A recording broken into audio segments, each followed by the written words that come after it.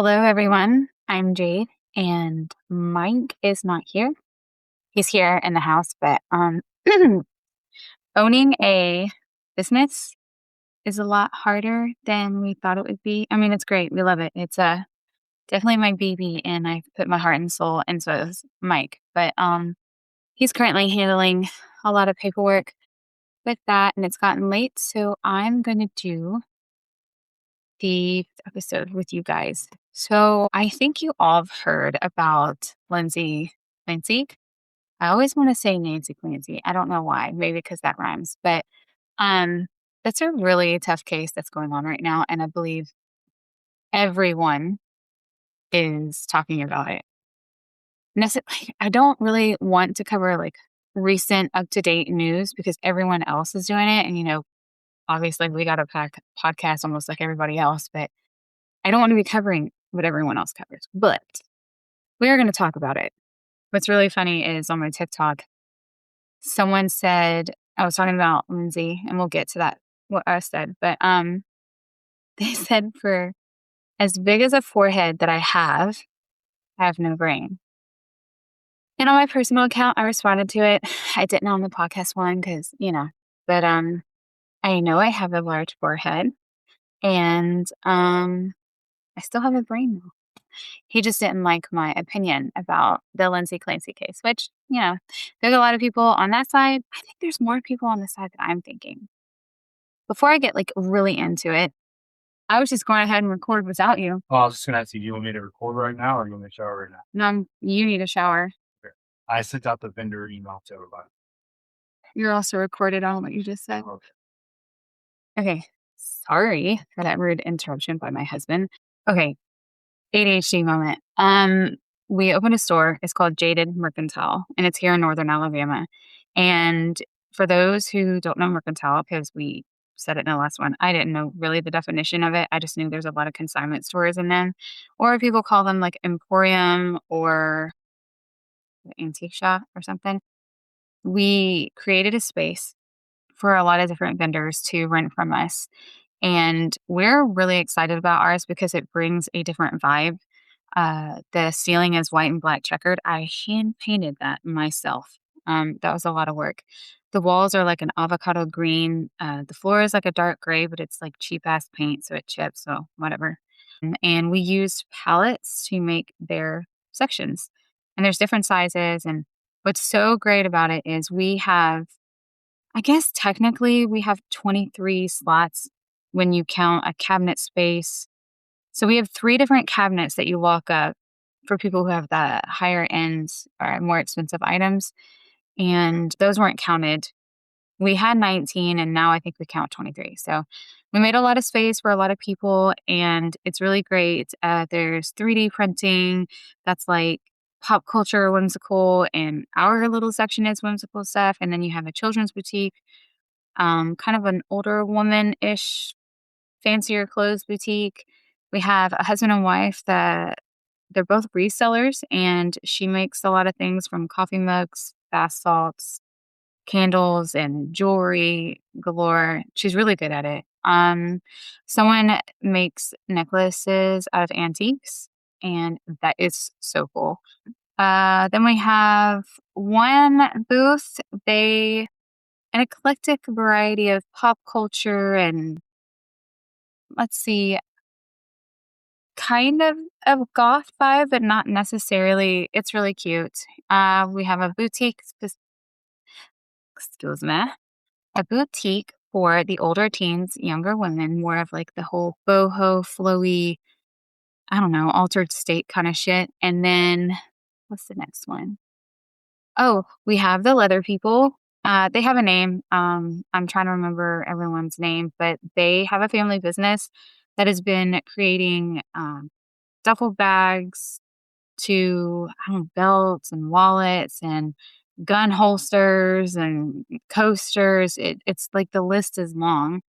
If you check out the TikToks and or Facebook page, it will show you some stuff. So Jaded Mercantile, it's Jesus Christ! All you guys keep scaring me. What's up? Have you seen that black bathing suit? I haven't, because you haven't brought it downstairs. They never want me or need me. No one. I'm talking about my husband or my children. Never until I'm doing something. I know all you moms can relate.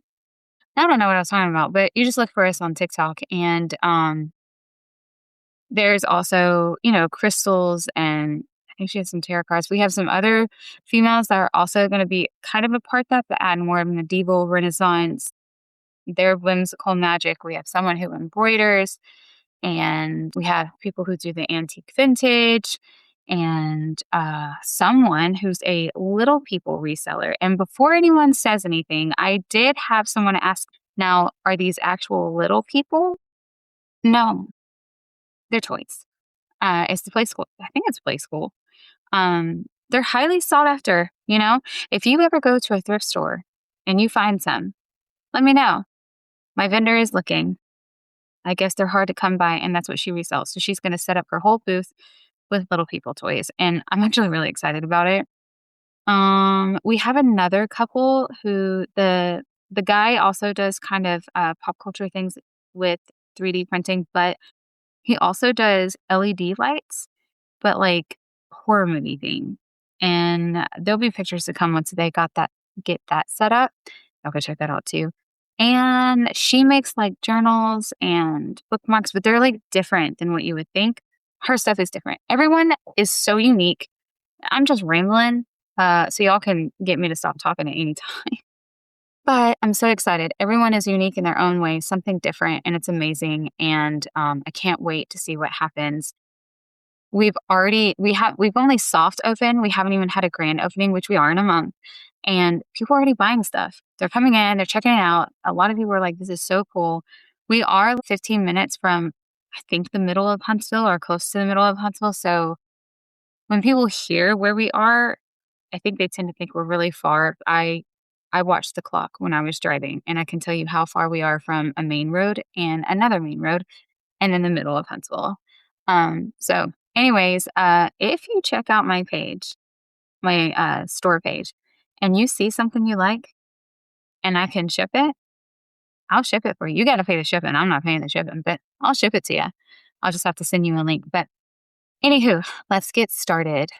One thing I didn't know about Lindsay Clancy was she was a labor and delivery nurse in Massachusetts, which I knew. And she was married to Patrick Clancy.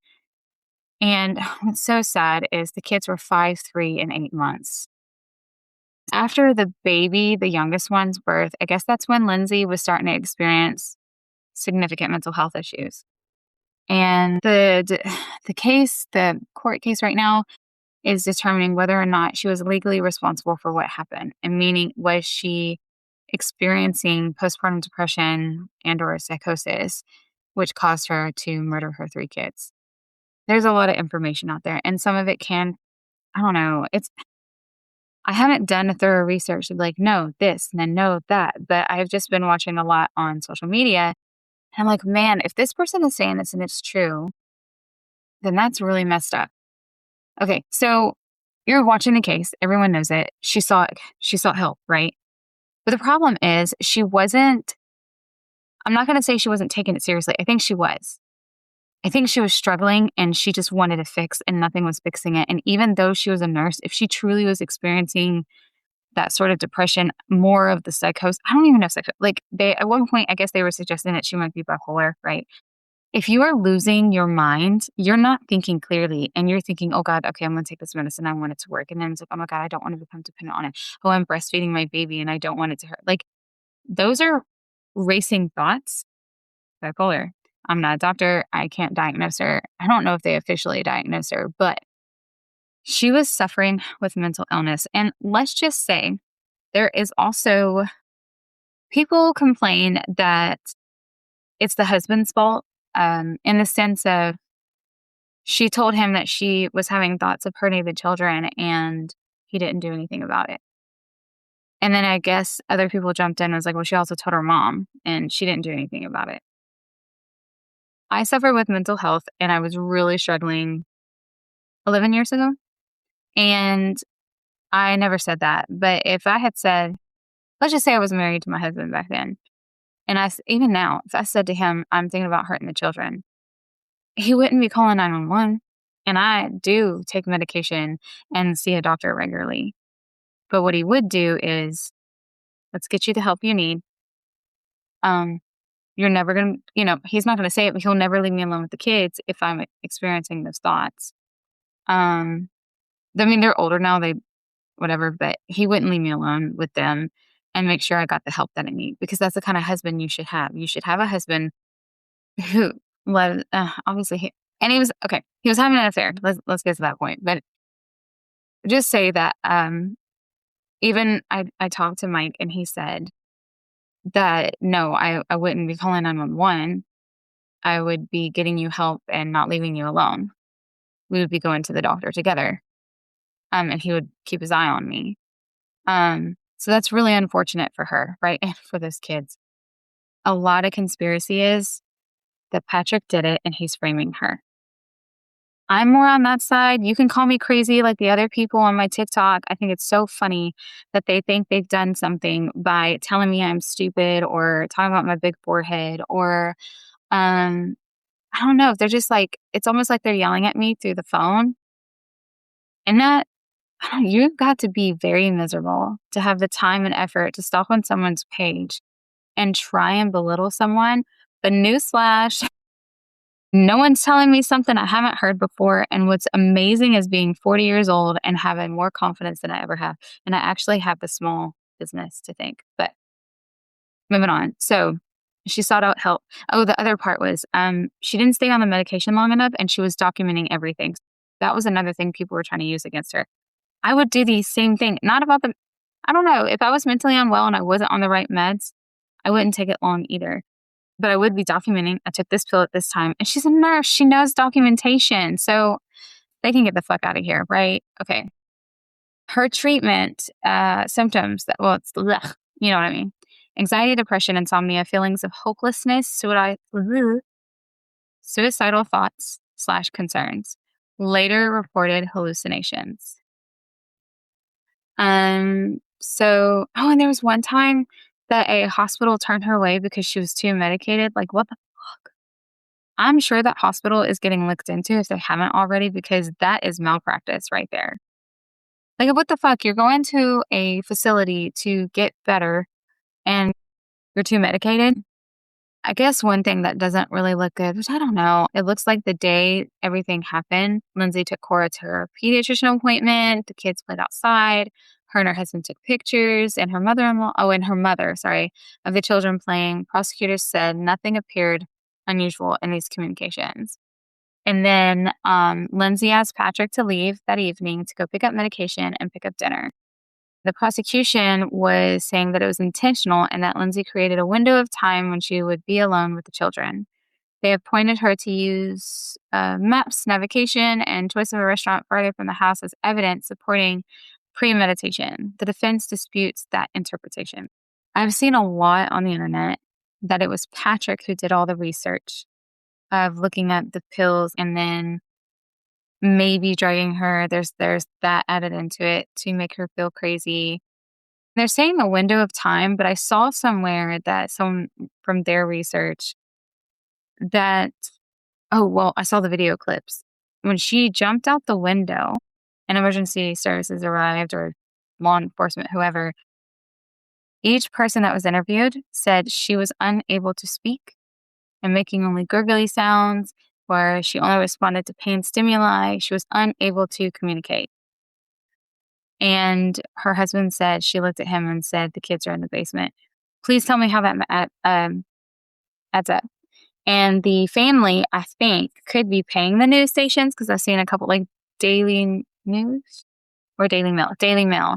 They put out an article saying that the family is, in lack of words, just that this conspiracy that he did something that's wrong. She's admitted that she's guilty, yada, yada, yada. They can get out of here because I don't know, my gut, everyone's gut, look, we were all against Casey Anthony. So it should say volume if we're for Lindsay Clancy. But really, okay, the exercise bands. Y'all tell me something about that. They were wrapped around the kids, right? And that's what killed the children. But apparently only Patrick's fingerprints were on there. Can someone fact check me? I'm not sure if that's true, but I did hear that on the TikTok. When she jumped from the window, I guess she injured her wrist, which makes sense because it's a natural reaction to break your fall. It's funny because in this one I'm reading, it says he discovered Lindsay outside and then he went looking for the children. It doesn't say what he said in court. He discovered them in the basement and called for help. That's not how that story I remember hearing on the internet. But she survived the fall, sustained spinal injuries that left her paralyzed and using a wheelchair. Lindsay told Patrick that she had experienced a moment of psychosis. Description of the conversation, she said she heard a male voice telling her to kill the children and herself. Whether she was actually experiencing psychosis at the time is now one of the most important disputed questions in the case. Does she? I wouldn't jump out a window. I don't know, it's so hard. To me, it shows that she truly was trying to kill herself. And maybe she was possessed by a demon. I don't know if this is all like really true. I just can't believe no matter what, she needs psychiatric care. And what? Oh my God, do you need me right now? No, I'm getting something. You and Ava, you did it twice, and then Ava. What is it? If it's dessert, I don't want it. I want to be done and I want to go to bed. And you've done it twice and now Ava too. Get out, please. I thought she pled guilty, but this is saying she pled not guilty. And she is facing 3 counts of first-degree murder. But a lot of people, especially the one about the family, trying to say that he did not do anything, he didn't kill his children, saying that she pled guilty. So why would this say she did not plead guilty? But it says, importantly, the defense does not dispute that Lindsay killed the children. Instead, the question is whether she was criminally responsible for her actions because of her mental state. This actually reminds me of, what is it? There was 2 TV shows made about it. Elizabeth Olsen, is that her name? The Mary-Kate and Ashley. Yeah, Elizabeth Olsen. She plays in one, and then Jessica Biel is in the other. My mind is blank, but it's the person's name is Candy, and she murdered her friend, and the defense was like, she did it. But then they turned it to self-defense. And it seems like not necessarily they're saying it's self-defense, right? But they're trying to use it like, okay, fine. They're going to find her. They're probably going to find her guilty because there's enough against her. So let's use it to our advantage and do this other stuff, like saying she was technically mentally insane. Prosecutors argue that she was mentally ill, but I still understood what she was doing. Not from what I watched. It seemed like the prosecution was trying to say that she was of sound mind and was sane, and she was just doing all of that medical stuff and whatnot. So she could have a tracking record of, I don't know, making her crazy, sound crazy. Okay, so the defense in their position is that she was suffering a severe psychotic crisis and was not criminally responsible because her deteriorating mental health after childbirth, repeated attempts to obtain professional help, suicidal thoughts and crisis-line contacts, alleged hallucinations, a large number of psychiatric medications she was prescribed, the possibility that her condition was incorrectly diagnosed or treated. The defense maintains that Lindsay suffered from postpartum psychosis, bipolar-related illness, and was incapable of properly understanding or controlling her actions when she killed the children. To a certain extent, if she really did do it, I agree with this, especially on the bipolar part, because if they're manic, sometimes you don't know what you do. That's really funny. I didn't know. I'm reading right here. Patrick has been an unusual and important figure in the case. He publicly asked people to forgive Lindsay. The Lindsay he knew was loving and caring toward their children. So that's crazy. That's a little insane to me, especially there's the other thing. Right. Everyone saw this. The kids died shortly after had the funeral and not so long after he went on a vacation overseas. To Caribbean or something like that. So that doesn't look good for you, sir. So here's the complicated question for the jury. At least that's what ChatGPT is saying. Was Lindsay Clancy legally responsible for what she did, or was she suffering from a mental disease or defects severe enough that she should be found not criminally responsible? and the trial is still ongoing, which I know they did not have trial Friday, and it was so frustrating. This case has generated a major discussion about postpartum depression versus postpartum psychosis, how postpartum psychosis is recognized and diagnosed, psychiatric medication, and polypharmacy. Oh, yeah, when you're bouncing around different pharmacies, got that. Failures or limitations in maternal mental health treatment, the insanity criminal responsibility defense, whether severe mental illness can coexist with seemingly calculated behavior. Ultimately, the prosecution and defense agree Lindsay was seriously struggling psychologically. They profoundly disagree about what those struggles meant for her ability to understand and control her actions on January 24, 2023. This is a really tough one. And she could have had postpartum depression with her other two, and it just increased each child, and they just didn't catch it. My first child, I got postpartum depression, and I didn't know I had it. I had my grandmother. Every time I held him, I was crying.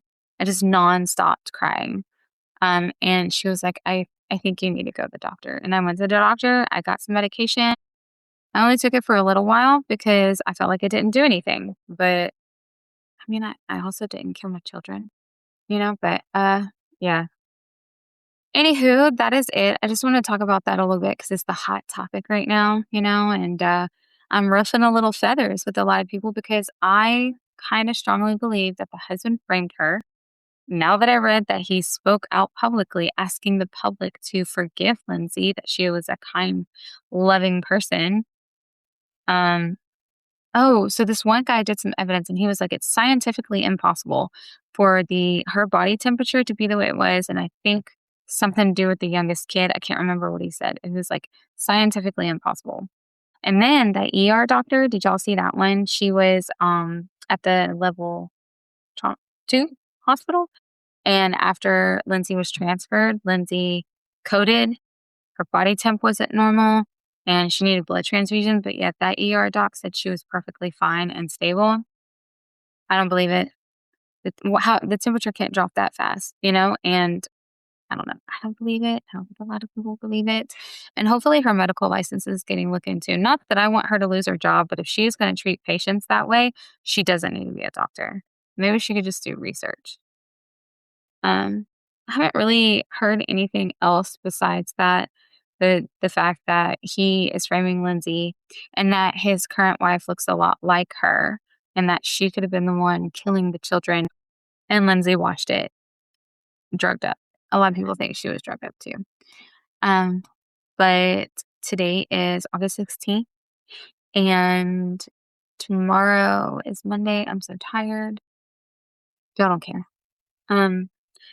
Anyways, then I keep saying the next episode is going to be more thoroughly investigated, research, however you say that word. But y'all have to bear with me. I'm the one that does the research. We talk about it and I send him a little bit about it if I'm not surprising him.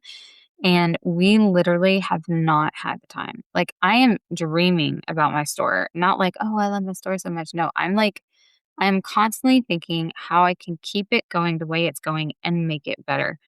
People who are their own boss and have a small business, it is like you are working 24/7.